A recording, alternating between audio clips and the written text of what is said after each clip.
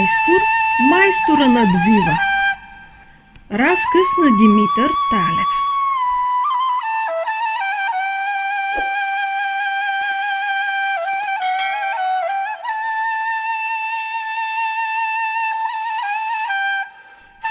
На стената срещу иконостаса беше окачено елипсовидно огледало, колкото гъше яйце, в дървена рамка с дълга като език опашка.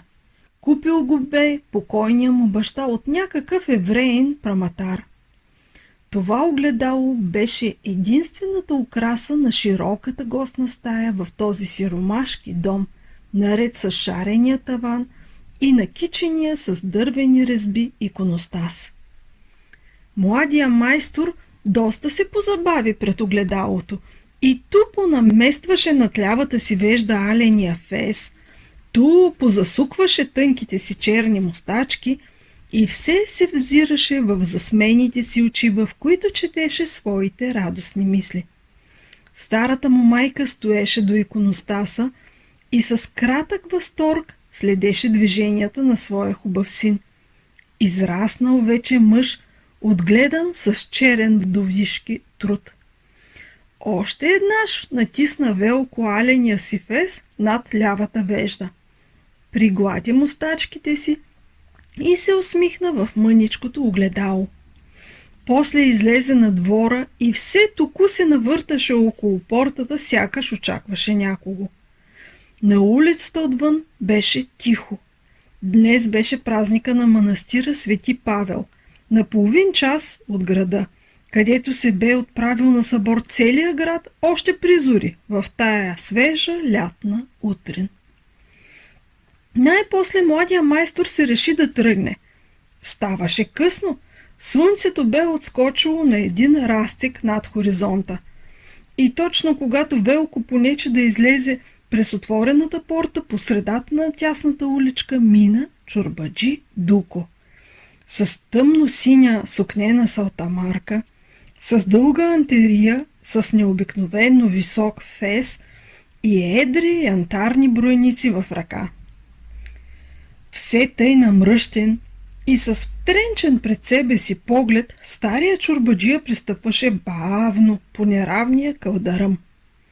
На няколко стъпки зад него ситнеше съпругата му, дребна покорна женица, а редом с нея, изправена като млада фиданка, вървеше щерка им Ангелина.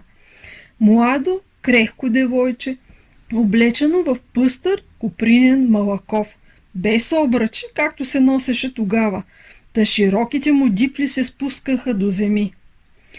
Извезана с сърма салтамарка от червено кадифе, сякаш едва задържаше напора на младите й гърди, а широките ръкави бяха увиснали надолу от смирено сключените отпред ръце. Малки и нежни ръце, като крилца на бял гълъб. Щом се изравниха с портата на младия майстор, Ангелина хвърли над приведената глава на майка си бърз, търсещ поглед и лицето й се заля с гъста руменина. Там до портата стоеше майстор Велко. Един миг само и двете млади души, устремени една към друга, в един съвсем кратък поглед размениха поздрав без думи, в радост и копнеж. Младия майстор тръгна след тях, ала не беше направил ни 10 стъпки, когато чорбаджи Дуко неочаквано се спря и се обърна. Гневни искри пръснаха от очите на стария чорбаджия. Връщайте се! Извика той на двете жени и сам потегли назад към дома си. Жените покорно го последваха. С бледо лице ги отмина младия момък и се отправи към манастира, дето се веселеше вече целия град, и може би само чорбаджи Дуко с жена си и с хубавата си щерка останаха през този слънчев летен ден в своята голяма и богата къща. 12 години бе работил Велко в големия казанджийски дюкян на чорбаджи Дуко, заедно с още мнозина други калфи и чираци. После Велко сам стана майстор и си отвори свой дюкян. От тук започна враждата между двамата майстори – стария и младия. Чорбаджи Дуко не признаваше майстор казанджия над себе си, а славата на младия растеше всеки ден. Враждуваше стария. Младия беше щастлив, самоуверен и горд, но винаги беше готов да се усмихне, да прости. Когато Чорбаджи Дуко узна за разцъфтялата се обич между единствената му дъщеря и неговия млад съперник, нарочно изпрати люди да му кажат: На турчин ще я дам, но нему никога.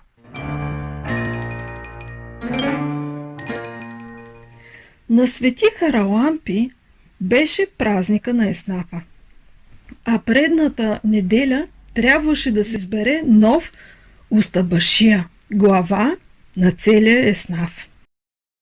Години наред устабашия беше майстор Дуко. Сега около младия майстор се бе отделила нова партия. По-младите и по-бедните искаха да изберат Велко за устабашия срещу Чорбаджи Дуко и всички по-стари и по-богати от еснафа. Събираха се в една от стаите на училището, ала не всички бяха сговорни, както преди. Имаме си вече наш майстор. Имаме си наш майстор. Се с вас ще се образяваме. Айде малко да не отстъпите.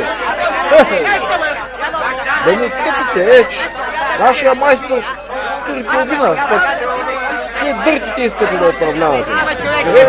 Все вие ли? Викаха младите. Дайте и ние да редим еснафа една година. След като бе мълчал дълго, Чорбаджи Дуко дигна ръка и всички замлъкнаха. Не аз. Добре, няма да съм аз. Ама кой да е, а? Кой? Ето майстор Ристо. Ето майстор Стеван. Те могат да са. Ама моят чирак Велко, вчерашен пешлегар, да се мери с нас старите майстори, хо-хо, че не го давате. Те мене ме знаят чак до Филибето и оттатък. До Солон и Елбасан ме знаят. Та Велко ли е по-голям майстор от мене, бе? Ха-ха! Та той да определя еснафа. Устабашия да бъде. О, нека да дойде още 12 години и да чука на наковалнята ми. Та тогава... Тото и все едно неподковано магаре в конския прак да вкарваме. Хайде, моля ви се! Нека бъдем умни! О! Тогава Велко излезе от стаята, но скоро се върна с една голяма тепсия трапеза, увита в чаршаф. Развърза той чаршафа и тепсията лъсна съвсем нова, наскоро калайдисана. Ето, съдете, продума Велко и се спусна да изправи тепсията на отсрещната стена. Работех над нея 6 месеца. Струпаха се около него всички в стаята. Само Чорбаджи Дуко остана в ъгъла отсреща, намръщен и зъл.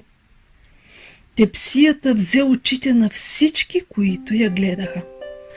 Това не беше тепсия, а чудо. Ситни, равни зъбци и една двойна чупка очертаваха съвършенно правилния и външен кръг.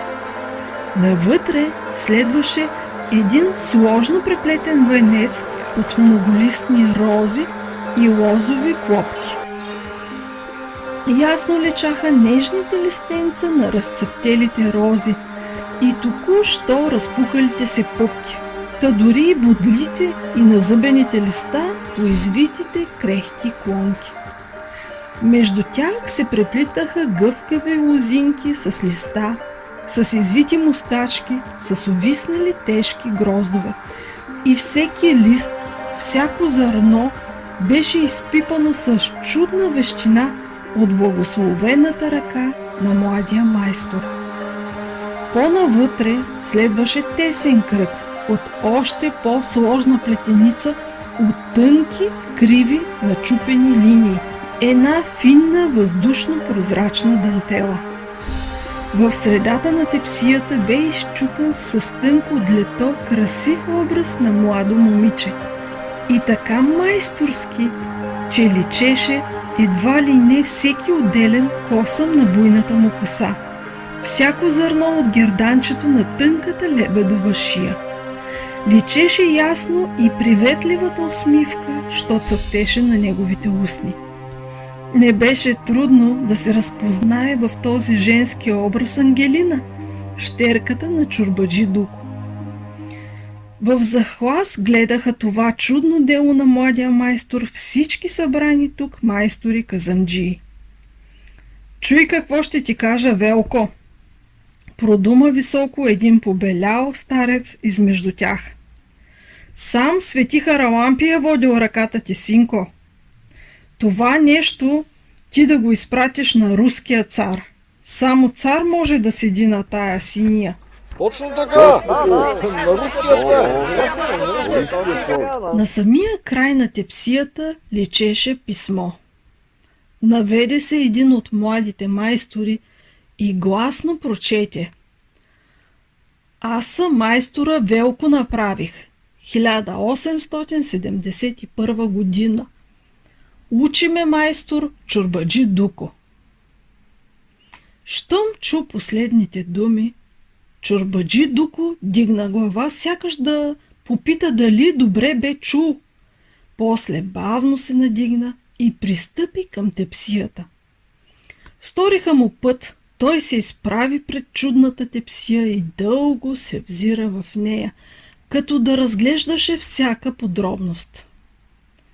По въз сивото му лице ту се появяваха, ту изчезваха ярки алени петна. После той се обърна към Велко и ясно изрече: Майстор си, Велко. Майстор. Друго нищо повече не каза, а се върна и отново седна на мястото си, във ъгъла. Започна се изборът за устабашия. Още в самото начало се чу общ вик: Майстор Велко ще бъде! Само чорбаджи Дуко и старите му другари Стеван и Ристо седяха мълчаливи. Тогава се изправи майстор Велко и всички млъкнаха да го чуят. Път няма да мина на тоя, що ме е учил на занаят, каза той. Години наред глава ни беше чорбаджи Дуко. Достоен е той и тая година да ни води.